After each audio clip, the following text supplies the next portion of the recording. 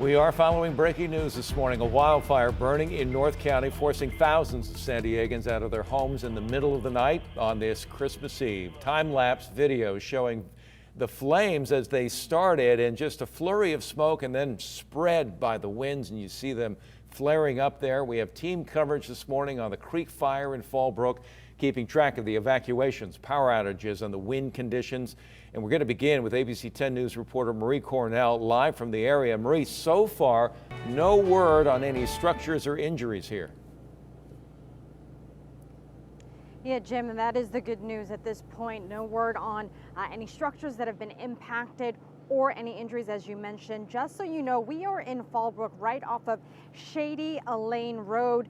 And to the west of us, this is what we're seeing. You can see that glow and that smoke. And just within the last 15 minutes or so, we actually saw a van, fire engine driving by with a van carrying a hand crew. They are there to help fight the fire on the ground with the shovels and saws and help create fire lines. Now, in terms of the wind, we're not feeling much here in Fallbrook, but firefighters say they are preparing just in case the direction of this fire changes. So this is what we've learned about the Creek Fire so far, is that it has burned 500 acres. It started as a vegetation fire near Duluth Road and Harris Trail in Duluth, and it has made its way onto Camp Pendleton. It is 0% contained, and there are about 7,000 people that have been evacuated. Now, fire officials have said right now the direction of the fire is not moving towards Fallbrook, but they are warning residents in this area to be prepared to evacuate should this direction change. So again, this is what we're seeing here in Fallbrook. We will keep an eye on things, and we'll keep you posted on what we see. We're live from Fallbrook. Marie Cornell, ABC 10 News. Marie, thank you very much. And joining us now by phone, CAL FIRE Captain Thomas Schutz. And Captain, any word on when aircraft will be able to help in this fight? Yeah, aircraft will be up at daybreak. We've actually had aircraft over the fire assisting with mapping, getting us intel. I had a helicopter out here initially. We have another intel ship coming in right now, help us to get the latest and greatest acreage and really help us make our objectives, figure out where this thing's going. We have a good idea from the ground, but it's always nice to get the site from up top, and they're working on that right now. And how about those resources on the ground? What do you have to bear on this?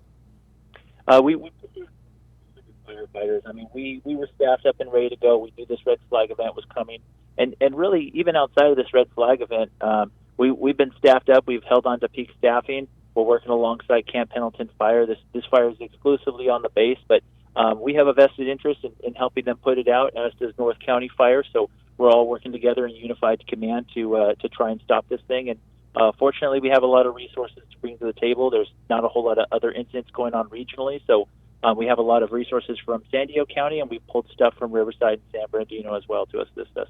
We know some 7,000 people are under evacuation orders, and we always try to get a sense of the juxtaposition of the fire and how close it is to homes. Can you give us a better idea of that?